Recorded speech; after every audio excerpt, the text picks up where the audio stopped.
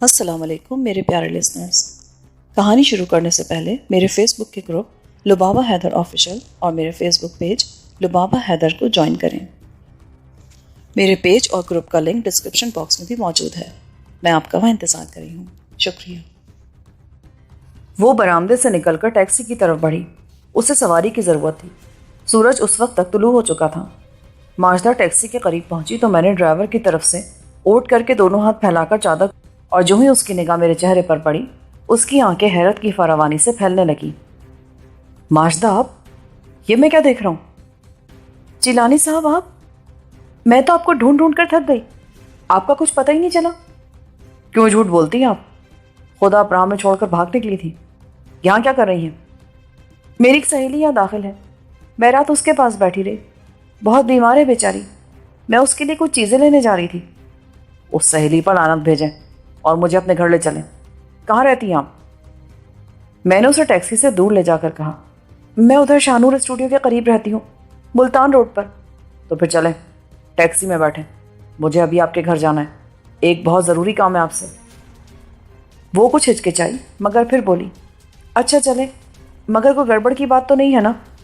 ہے بھی اور نہیں بھی. ساری بات میں آپ کو گھر جا کر بتاؤں گا. جلدی کریں. یہ کہہ کر میں اسے ساتھ لیے ٹیکسی میں جا بیٹھا. چل بھائی، ادھر تو کوئی ڈاکٹر ہی نہیں ہے. اب تو ہمیں ادھر ملتان روڈ پر لے چل. میں نے ڈرائیور سے کہا.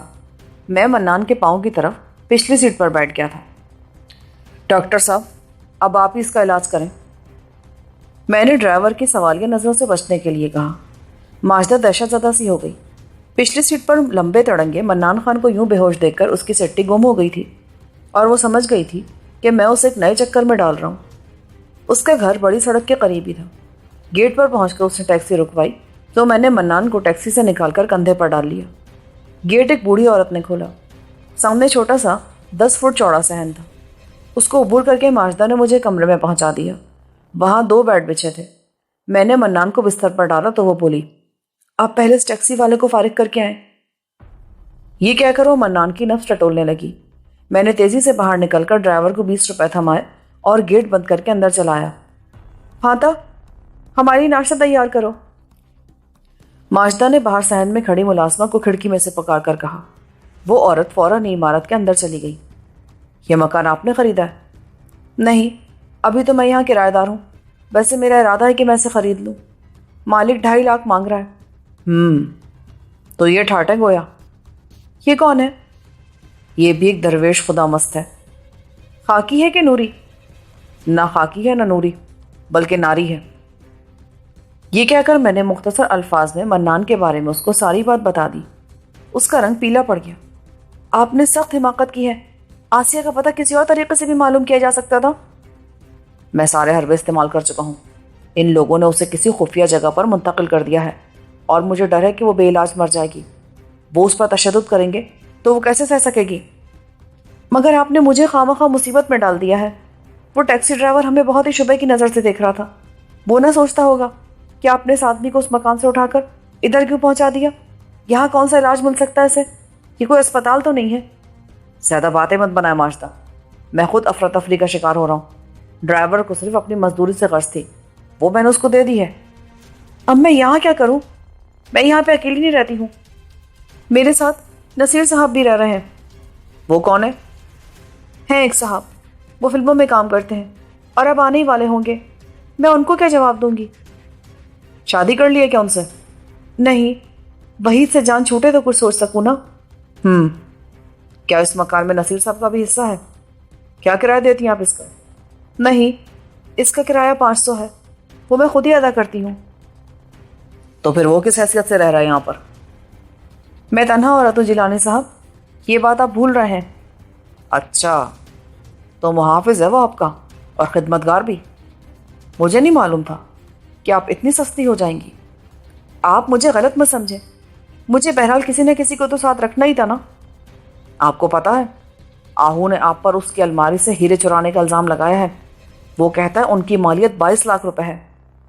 ہو سکتا ہے وہ درست کہہ رہا ہو، کیونکہ میں نے صرف چند دانے بیچ کر 1.5 لاکھ روپے حاصل کیا تھا. وہ واقعی قیمتی ہیرے ہیں. بہرحال وہ ہیرے میں کل آپ کو واپس کر دوں گی.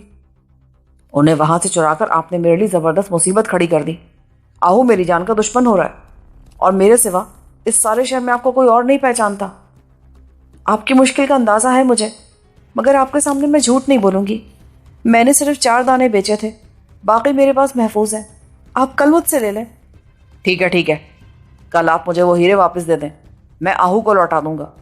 ابھی تو آپ اس نصیر کو یہاں سے بھگائیں، کیونکہ میں یہاں آپ کے ساتھ ٹھہرنا چاہتا ہوں۔ میں اسے مجبور نہیں کر سکتی، وہ میرا بہت خیال رکھتا ہے۔ یہ بات آپ نے میرے سامنے اتنی دلیری سے کہہ دی۔ آپ جانتی ہیں میرے ساتھ آپ نے کیا وعدہ کر رکھا تھا؟ مجھے معلوم ہے، مگر آپ کے ساتھ کوئی کہاں رہ سکتا ہے؟ آپ کا تو نہ گھر ہے نہ گھاٹ، نہ آپ کی زندگی کا کوئی بھروسہ ہے۔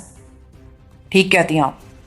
کہاں ہیں وہ نصیر صاحب اس وقت؟ وہ رات بھر اسٹوڈیو میں رہتے ہیں، 10-11 بجے دن کو واپس آتے ہیں۔ مجھے ایک الگ کمرہ دے دیں، میں منان کو وہاں رکھوں گا، اس سے مجھے بہت کچھ پوچھنا ہے۔ میری ماں نے تو اس کو یہاں سے لے جائیں، ورنہ آپ کی وجہ سے ہم بھی مصیبت میں پھنس جائیں گے۔ مجھے نہیں معلوم تھا کہ آپ اتنی جلدی بدل جائیں گی۔ بہرحال اب تو مجبوری ہے، میں یہاں سے نہیں جا سکتا۔ یہ کہہ کر میں نے کمرے کا جائزہ لیا۔ سامان وہاں بڑا ہی مختصر تھا، یہی حال دوسرے 2 کمروں کا تھا۔ مکان میں ایک ڈرائنگ روم بھی تھا، مگر وہ بھی بس خالی خالی سے نظر آ رہا تھا۔ اس نے میرے ساتھ گھوم پھر کر مجھے اپنا سارا مکان دکھایا، پھر بولی، یہاں آپ نے دیکھا ایک کمرہ بھی محفوظ نہیں ہے؟ جی ہاں، میں دیکھ رہا ہوں۔ بہرحال آپ ابھی اسٹوڈیو جائیں اور نصیر کو لے کر 2 دن کے لیے کہیں دفع ہو جائیں، سمجھیے؟ آپ اپنی یہ منحوس صورت مجھے 2 دن تک آپ نہیں دکھائیں گی۔ آپ تو ناراض ہو گئے، اپنی معاشرہ سے بھی ناراض ہو گئے؟ یہ کہہ کر اس نے میرے کندھے پر ہاتھ رکھ دیا۔ بڑے رسان سے وہ مسکرا رہی تھی، یوں جیسے میرے غصے نے اس کو دہلا دیا ہو۔ تو اور کیا کروں؟ آپ وہ پہلے والی معاشرہ نہیں رہی ہیں، اتنی بیگانہ تو آپ کبھی بھی نہیں تھی۔ آپ فکر مت کریں، میں نصیر کو 2 دن کے لیے کراچی یا کسی اور جگہ بھیج دیتی ہوں، کوئی بہانہ کر دوں گی اس سے۔ ہاں یہی بہتر ہے، میں بس یہاں 2 دن رہوں گا۔ مجھے اس سے معلوم کرنا ہے کہ آسیہ کہاں ہے۔ مجھے یقین ہے کہ وہ کسی بھی اسپتال میں داخل نہیں ہے۔ جب یہ ہوش میں آ جائے تو اس کے سامنے آپ مجھے ہاشم خان کے نام سے پکاریں گی، میں نے اس کو اپنا یہی نام بتا رکھا ہے۔ ٹھیک ہے، آئے ناشتہ کر لیں، پھر میں اسٹوڈیو چلی جاؤں گی۔ اچھا ہوا کہ آپ نے اس کو اپنا اصلی نام نہیں بتایا۔ ہم دونوں نے ایک ہی میز پر بیٹھ کر ناشتہ کیا۔ وہ کسی گہری سوچ میں گم تھی اور مجھے اس کا یہ رویہ دیکھ کر سخت طیش آ رہا تھا۔ اس نے مجھے بالکل ہی کوئی اہمیت نہیں دی تھی، پھر بھی وہ مجھ سے کوئی بات نہیں چھپا رہی تھی۔ وہ ان ہیروں کے بارے میں لا علمی کا اظہار بھی کر سکتی تھی، مگر مان گئی تھی کہ ہیرے اس نے ہی وہاں سے اٹھائے تھے۔ ان میں سے جو اس نے بیچ دیے ان کے بارے میں بھی اس نے سچ سچ بتا دیا تھا، اور میں نہیں سمجھتا تھا کہ وہ سب کچھ اس نے کسی خوف کے زیر اثر کیا تھا۔ ناشتے سے فارغ ہوتے ہی وہ اپنی ملازمہ پھاتا کو ساتھ لے کر باہر نکل گئی۔ میں نے مکان کے تمام دروازے اندر سے بند کر کے منان کی مشقیں کس کر اس کو ہوش میں لانے کی تدبیریں شروع کر دی۔ کوئی 20 منٹ بعد اس نے آنکھیں کھول دی۔ مجھے سامنے دیکھ کر اس کی آنکھوں میں حیرت اتر آئی۔ کہیے، کیا حال ہے خان صاحب؟ طبیعت کیسی ہے اب؟ تمہاری یہ جرت! یہ کہہ کر اس نے مجھے ایک بڑی غلیظ گالی دی۔ یہ کہاں لے آئے ہو تم مجھے؟ اس نے گرد و پیش کو بغور دیکھتے ہوئے کہا، یہ میرا گھر ہے، آپ میرے لیے بہت ہی قابل احترام ہیں۔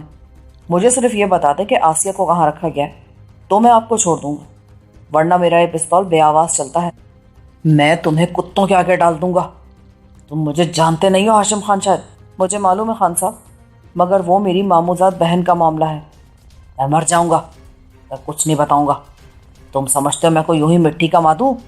میں بدترین حالات میں بھی اصولوں پر سمجھوتا نہیں کر سکتا۔ مجھے معلوم ہے کہ آپ بہت بڑے ہیں خان صاحب، مگر یہ میری ماموزاد بہن کا سوال ہے، مجھے سختی پر مجبور مت کریں۔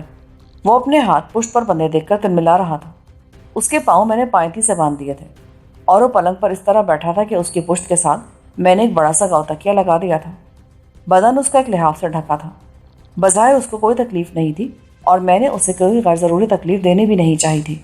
وہ ایک جھٹکے سے آگے بڑھا اور پائنتی سے بندھے ہوئے پاؤں رسیوں سے چھڑانے لگا، مگر وہ گرہ بہت مضبوط تھی۔ اس زور آزمائی سے اس کا چہرہ سرخ ہونے لگا۔ میں نے سگریٹ سلگا کر گہرا کش لیا اور اس کا جلتا ہوا حصہ اس کی کلائی سے لگا دیا۔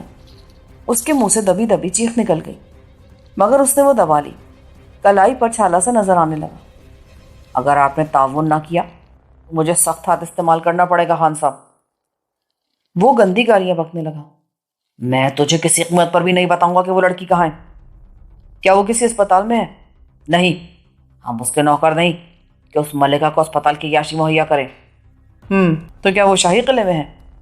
میں کچھ نہیں کہہ سکتا کہ وہ کہاں ہے، تم جو چاہتے ہو وہ کر دو۔ اس کے ارادے کی پختگی نے مجھے حیران کر دیا۔ میں نے بڑے حربے آزمائے۔ 2 گھنٹے تک میں اسے مختلف طریقوں سے منہ کھولنے پر مجبور کرتا رہا، مگر وہ ارادے کا ایسا دھنی شخص تھا کہ اس نے بالکل ہی نہ بتا کے دیا کہ انہوں نے آسیہ کو کہاں رکھا ہے۔ میں یہ کہنے میں شرم محسوس نہیں کرتا کہ وہ بلا شبہ قول و فعل کا پکا سچا آدمی تھا۔ وہ اپنے محکمے کے لیے ایک بے مثال افسر تھا۔ جب میں نے دیکھا کہ اس پر میری کسی بات کا اثر نہیں ہوتا اور وہ اپنی جگہ پر اٹل کھڑا ہے، حالانکہ اس کے بدن کے کئی نازک اور سخت حصوں کو میں زخمی کر چکا تھا، مگر اس کی بے پناہ قوت برداشت نے مجھے یہ احساس دلایا کہ میں اس پر غالب نہیں آ سکوں گا۔ 10:30 بجے اچانک بڑے دروازے پر دستک ہوئی۔ معلوم ہوا کہ ماجدہ واپس آ گئی ہے۔ اس کی ملازمہ فاتح بھی اس کے ساتھ تھی۔ فاتح کو باورچی خانے کی طرف بھیج کر ماجدہ میرے کمرے میں آ گئی۔ اس نے منان کی خستہ حالت دیکھی تو بڑے روکھے لہجے میں بولی، یہ سراسر زیادتی ہے، میں یہ ظلم اپنے گھر میں نہیں ہونے دوں گی۔ اس کی یہ بات سنتے ہی میں نے اسے کندھوں سے پکڑ کر جھنجھوڑ ڈالا۔ میں اس گھڑی بالکل پاگل ہو رہا تھا۔ اتنا ہی رحم آتا اس پر تو پوچھے اس سے کہ انہوں نے میری بہن کو کہاں رکھا ہے۔ یہ بتا دیں گے، مگر اس طرح نہیں۔ آپ کو ان کو ان کے حال پر چھوڑ دینا چاہیے۔ میں ان سے خود پوچھ لوں گی، آپ انہیں پریشان نہ کریں۔ میری آنکھوں میں ابلتے غصے کو دیکھ کر وہ بڑے ہی ٹھہرے ہوئے لہجے میں بولی، سختی سے تو کوئی کام نہیں ہوتا ہاشم صاحب، آپ یہ کام مجھ پر چھوڑ دیں۔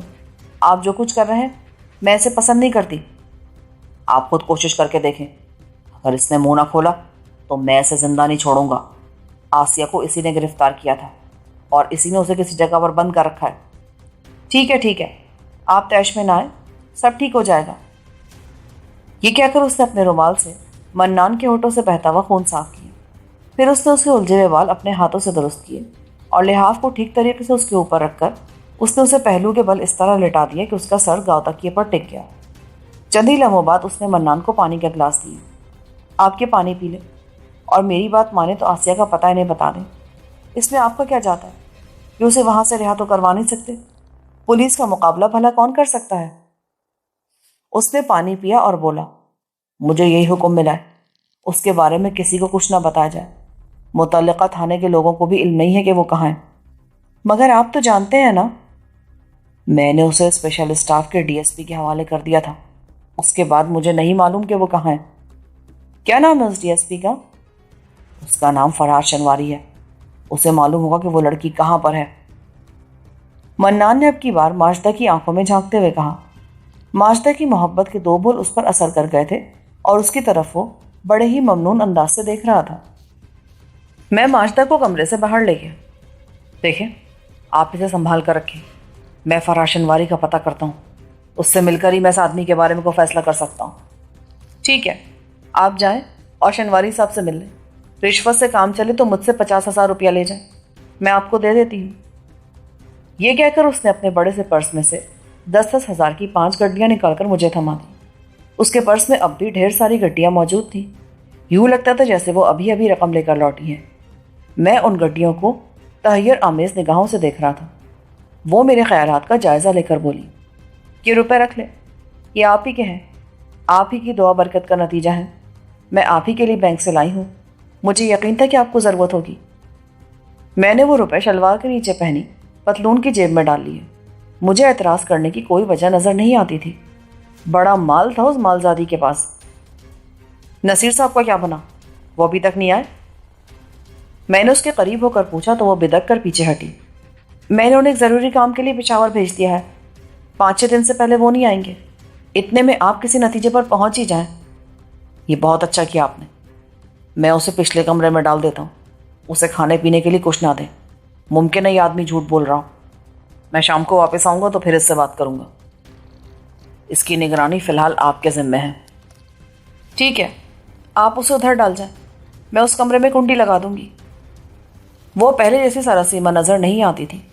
میں نے منان کو مکان کے پچھلے کمرے میں ایک پلنگ پر ڈال کر اس کے جکڑ بند اور مضبوط کیے اور پھر اس کے منہ پر کپڑا باندھ دیا تاکہ وہ شور نہ مچا سکے۔ اس کام سے فارغ ہو کر میں باہر نکلا اور ٹیکسی میں بیٹھ کر گنگا رام اسپتال جا پہنچا۔ میں اس سلسلے میں آبی سے مشورہ کرنا ضروری سمجھتا تھا۔ وہ اس وقت تک ہوش میں آ چکا تھا اور پہلے سے اس کی طبیعت کافی بہتر نظر آتی تھی۔ ڈاکٹر اسے دیکھ کر اور اس کے زخم پر اپنی پٹی لگا کر واپس جا چکا تھا۔ मुझे देखते ही आबी बोला, हाँ भाई जग्गे, किधर चला गया था तू? वो नर्स मोहम्मदी मुझे ना बताती ना तो मैं तो चकराई क्या होता। मैं आसिया का पता करने गया था यार, मगर मामला सीधा होता नजर नहीं आता। ये कहकर मैंने उसे अपनी उस रोज की तमाम कार्रवाई सुना दी। वो मुस्कुराता रहा। यार तू आदमी बड़ा तेज है, मगर हवा में यूं कब तक तलवार चलाता रहेगा? वो मन्नान तुझसे सच नहीं बोल रहा। आसिया को उसने ही किसी अकूबत खाने में डाल रखा है, इसीलिए तो मैं उसकी कपड़ छान कर रहा हूँ, मगर वो कुछ बकता ही नहीं और तेरा एक टायर अलग फटा पड़ा है। ये भी तेरी ही नवाजिश है मेरे यार। शुक्र कर उस दाऊद ने हमें बचा लिया, वरना तो हमारी लाशें भी वो गायब कर देते। ये ले, ये अखबार पढ़, तेरे कारनामों का इसमें जिक्र है। मुझे एक अखबार वाला देकर गया ये। अच्छा अस्पताल है यार ये, तू भी इधर ही दाखिल हो जा। मैंने अखबार उसके हाथ से झपट ली। उसको पढ़कर मेरे हाथ पांव ठंडे होने लगे।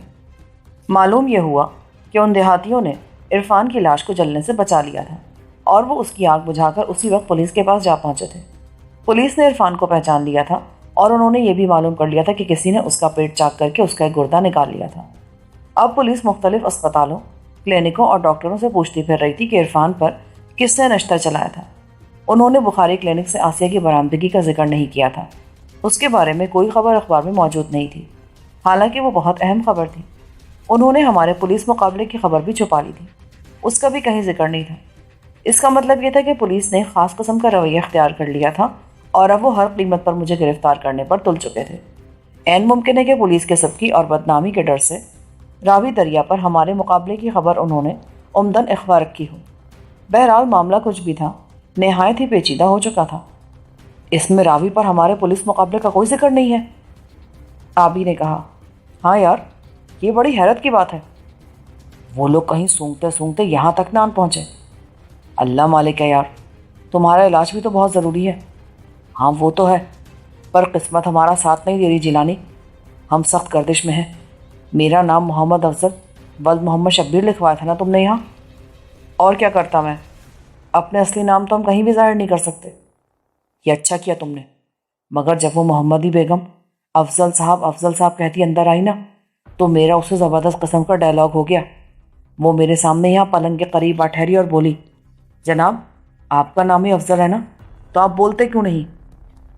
मैं तो बस उसे देखता ही रह गया यार, बड़ी पली हुई लड़की है वो मोहम्मदी बेगम। जनाब आपको देखकर कोई कुछ बोलने के काबिल रहता है? मैंने उसको कहा तो वो हंस दी और बोली कि आप बहुत शरीर हैं, मोहम्मद अफजल नाम है ना आपका? जी अफजल कहाँ, मैं तो असफल हूँ, असफल उस सालिफीन वाला अफसल। ओह नो सर, आप तो बहुत अच्छे हैं, इतने हैंडसम, इतने स्मार्ट और इतने तगड़े। आपको ये ज़ख्म कैसा लगा? वो मेरी रान की पट्टी खोलकर देखने लगी। एक गाड़ी ने टक्कर मार दी थी। मैं उछल कर सड़क पर लगे लोहे के जंगले पर गिरा और एक सलाख मेरी रान में घुस गई। बस इतना सा अफसाना है मेरा। अच्छा, तो ये अफसाना है? पकड़ा नहीं आपने उस कार वाले को? अब देखें ना जी, आदमी किस किस को पकड़ सकता है, उसे पकड़ूं क्या आपको? आपने भी तो मुझे ज़ख्मी कर दिया है। मैंने उसको छेड़ा तो वो एकदम तनकर सीधी खड़ी हो गई और अपनी तरशीदा जुल्फ़ों को झटका देकर बोली, मुझे तो आप बख्शी दें जनाब, मोहम्मद अफजल साहब, ज़रा सीधे होकर पट्टी बंधवा लें। यार जिलानी, उस लड़की पर मुझे प्यार आने लगा था। अब तो वो चली गई, रात को 10 बजे फिर आएगी। तूने देखा नहीं उसे? बहुत खूबसूरत है वो। अबे तुझे हरा हरा सूझ रहा है और मेरी जान पर बनी हुई है। वो लानत भेज, 2 घड़ी को ख्वाब भी देख लेने दिया कर मुझे। तू अगर अफरा तफरी ना मचाता ना और वो डॉक्टर अजरा बंदे की पुत्र होती, तो ना वो आसिया को बुखारी क्लिनिक भेजती और ना ये मुसीबत खड़ी होती। अब मैं उसे कैसे रिहा करवाऊँगा? मैं ज़रा चलने फिरने के काबिल हो जाऊँ, फिर ये मुश्किल भी हल कर लेंगे। उस मन्नान को बहरहाल तुम बांध कर रखो, ज़रा फाके तो दो उसको। ये पुलिस वाले भूख प्यास बर्दाश्त नहीं कर सकते, ये उनकी सबसे बड़ी कमज़ोरी होती है। और तू क्या कहता है कि वो माश्ता उसे पानी पिला रही थी? हाँ यार, वो तो बहुत हमदर्दी दिखा रही थी उससे। एक तो इस औरत की मेरी समझ में नहीं आती, अब वो अपने किसी नए दोस्त नसीर के साथ वहाँ बैठी है। उसने मुझे 50,000 रुपये भी दिए थे, ये देख। अच्छा, बहुत अच्छा किया उसने ये, हमें रुपए की अशद ज़रूरत थी। अपना ख़जाना तो तूने दरियाबोद कर दिया था। तो मैं और क्या कर सकता था यार, वहाँ अपनी जान के लाले पड़े थे। تیرا پہیہ الگ پنچر ہو گیا تھا۔ میں تو بس 2-4 دن میں ٹھیک ہو جاؤں گا، یہ ہاتھی کا زخم ہے۔ یہ تیری جیبیں بھی بھری لگتی ہیں، کیا ہے ان میں؟ 1 لاکھ روپیہ پیارے، میں نے عذرا سے دھروا لیا تھا۔ میں نے کہا، بندے کے پتر، جب تو نے کام پورا نہیں کیا تو پوری رقم کیسے رکھ سکتی ہے تو؟ گڈ، یہ کام تو نے بہت اچھا کیا جیلانی۔ وہ اس کی کسی بھی طرح حقدار نہیں تھی۔ میرا خیال ہے پولیس اس تک ضرور جا پہنچے گی۔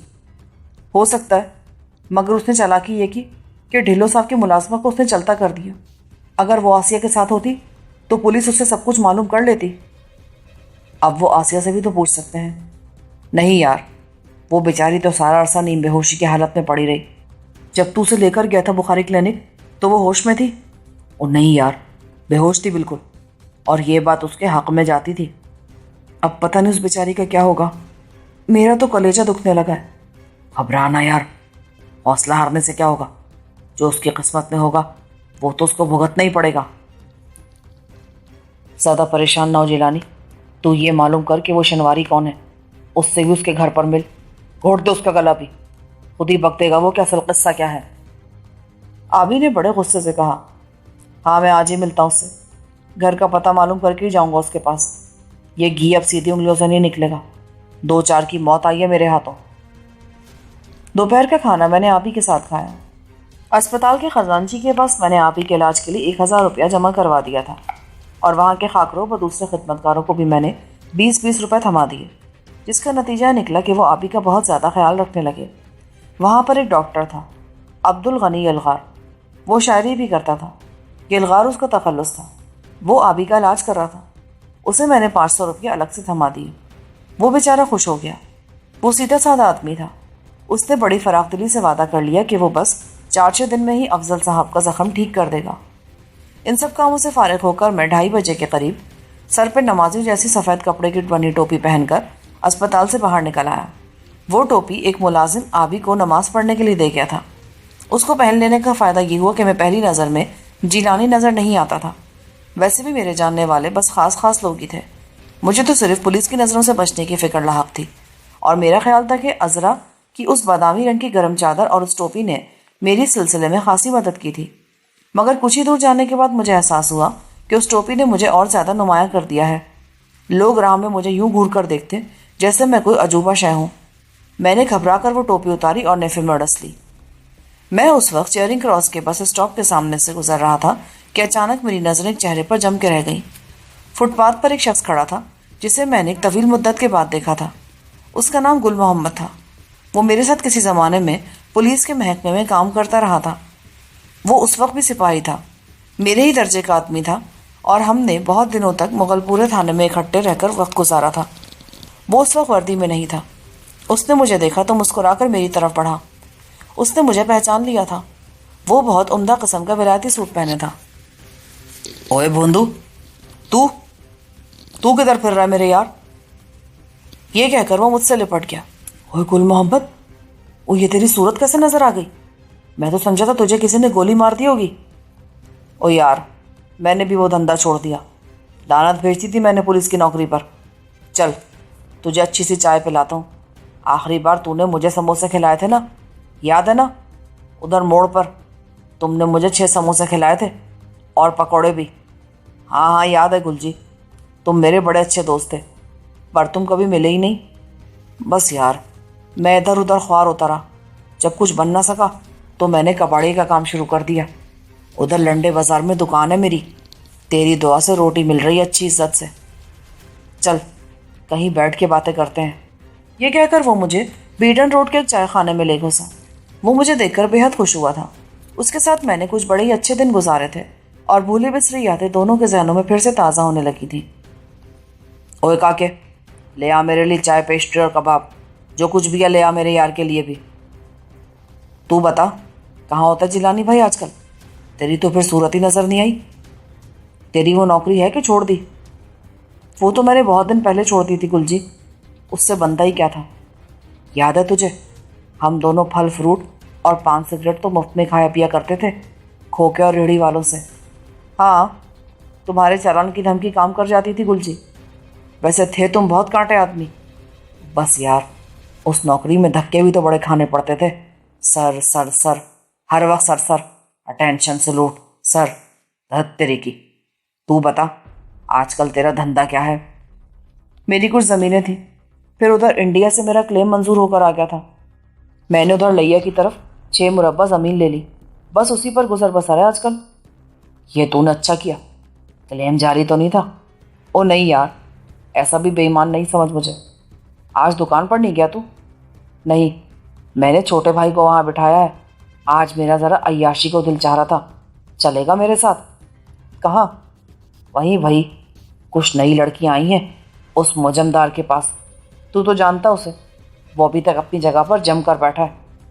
اس گندے بازار کی بات کرتا ہے تو؟ وہاں نہیں رہتا آج کل وہ، اس نے ادھر کنال پارک کے پیچھے ایک مکان خرید رکھا ہے، وہیں سے وہ لال پیلی، سانولی، گوری، مالٹے، سیب، انار جیسی بوتلیں سپلائی کرتا ہے خریداروں کو۔ پیسے ہیں میرے پاس، یہ دیکھ 5000 روپیہ لایا ہوں، چلنا ذرا موج ملا کرتے ہیں۔ نہیں گل جی، میں ایک اور مشکل میں پھنسا ہوں۔ اچھا ہوا تم مل گئے، میرا ایک کام کر دو تو تمہاری بڑی مہربانی ہوگی۔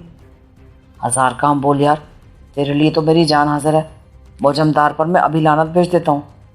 دیکھ، میری ایک بہن ہے آسیہ، وہ ادھر بخاری کلینک میں زیر علاج تھی، راوی روڈ پر۔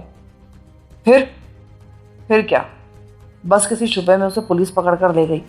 یہ کل کا واقعہ ہے، اس کے ساتھ وہ ایک نرس ریٹا کو بھی لے گئے ہیں، اور مجھے نہیں پتہ چل رہا کہ انہوں نے اس کو کہاں رکھا ہے۔ آسیہ کا گردے کا آپریشن ہوا ہے اور میں اس کے بارے میں سخت فکر مند ہوں۔ اچھا، یہ تو بڑا برا ہوا، پر کس جرم میں پکڑا انہوں نے اس بیچاری کو؟ یہی تو مجھے علم نہیں ہے۔ تم یوں کرو کہ لوہاری تھانے اور پھر راوی روڈ کے تھانے سے کسی طرح معلوم کرو کہ انہوں نے اس کو کہاں رکھا ہے۔ پھر کیا کرے گا تو؟ پھر میں کسی نہ کسی طرح متعلقہ پولیس افسر کو کچھ دے دلا کر اس کی جان چھڑا لوں گا۔ تیرے ملنے سے مجھے بڑی ڈھارس ملی ہے۔ یہ تو ہے، پر تو خود کیوں نہیں جاتا ان کے پاس؟ وہ خود بتا دیں گے تجھے کہ آسیہ کہاں ہے۔ نہیں، میں خود چکر میں ہوں۔ میرا خیال ہے کہ میری وجہ سے انہوں نے آسیہ کو پکڑا ہے، مجھ پر ایک قتل کا الزام ہے اور پولیس میری تلاش میں ہے۔ ایک آدمی ادھر زمینوں پر میرے ہاتھوں مارا گیا تھا۔ تو یہ قصہ ہے، میرا خیال ہے انہوں نے تیری ہی وجہ سے آسیہ کو پکڑا ہے، مگر خیر، تو میرا جگری یار ہے، میں تیرے لیے وہاں ضرور جاؤں گا۔ چل لعنت بھیج چائے پر، میں ابھی ادھر جاتا ہوں۔ دیکھ، ادھر ایک ڈی ایس پی ہے، خفیہ پولیس کا فرحات شنواری، کہتے ہیں اس نے اسے کہیں چھپا رکھا ہے۔ مجھے یقین ہے کہ وہ اس بیچاری پر تشدد کر رہے ہوں گے۔ تو فکر نہ کر یار، کتنی ایک رشوت دے سکے گا تو، تاکہ اگر میں کسی سے بات کروں تو سارا معاملہ طے کر کے ہی واپس آؤں۔ وہ جتنی بھی مانگے، 10، 20، 30، 50، میں اس کی رہائی کے لیے کچھ بھی دے دوں گا۔ کہ وہی بڑا مال آ گیا تیرے پاس۔ چل چائے پی، پھر میں تیرے ساتھ چلتا ہوں۔ میں تیرے ساتھ نہیں جا سکتا، میں ان کے سامنے نہیں جانا چاہتا۔ ہاں یہ بھی ٹھیک ہے، بس تو ادھر چل کر تو میری دکان پہ بیٹھ جا، جیسے کو خبر ملے گی میں تیرے پاس پہنچ جاؤں گا۔ اتنے میں بیرا نے میز پر چائے رکھ دی، وہ ساتھ میں ڈھیر ساری چیزیں لے آیا تھا۔ چائے سے فارغ ہو کر گل محمد نے مجھے ٹیکسی میں ڈالا اور اسی وقت وہ اپنی دکان پر لے گیا۔ لنڈے بازار کے پہلو میں برانڈ ارتھ روڈ کی طرف سے آنے والی سڑک پر اس کی دکان خاصی بڑی نظر آتی تھی۔ وہ سریا بھی بیچتا تھا اور لوہے کا پرانا سامان بھی۔ کاؤنٹر اس نے بہت عمدہ بنا رکھا تھا، وہاں ٹیلی فون بھی لگا تھا۔ وہ اپنے بھائی سے بولا، اوے چودھری انمول احمد، یہ میرے دوست ہیں جیلانی صاحب، یہ ادھر بیٹھیں گے، انہیں اپنے باپ جیسی عزت دینا۔ میں ایک کام کر کے ابھی واپس آ رہا ہوں۔ لے بھائی تو بیٹھ ادھر، میں دیکھتا ہوں کہ وہ کیا کہتے ہیں۔ ان کو میرے بارے میں کچھ نہیں بتانا، ورنہ میں مارا جاؤں گا۔ وہ تو فکر ہی نہ کر، میں کہہ دوں گا کہ میں اس کا ماموزاد بھائی ہوں، فردوس خان۔ ہاں یہ ٹھیک ہے، اب تو جا، رب رکھا۔ یہ کہہ کر میں انمول کے قریب پڑی کرسی پر جا بیٹھا۔ گل محمد نظروں سے اوجھل ہوا تو انمول بولا، بھائی صاحب آپ کے لیے چائے منگواؤں؟ نہیں بھائی، چائے تو ہم ابھی پی کر آئے ہیں، مہربانی تیری۔ یہ کہہ کر میں اس کے سامنے رکھے اخبار کا مطالعہ کرنے لگا۔ وہ کوئی 19-20 سال کا بڑا ہی کمگو سا لڑکا تھا۔ وہ انمول احمد چائے سے میرے انکار پر چپ سادھ کر بیٹھ گیا اور پھر کاؤنٹر سے اٹھ کر گاہکوں کی طرف متوجہ ہو گیا۔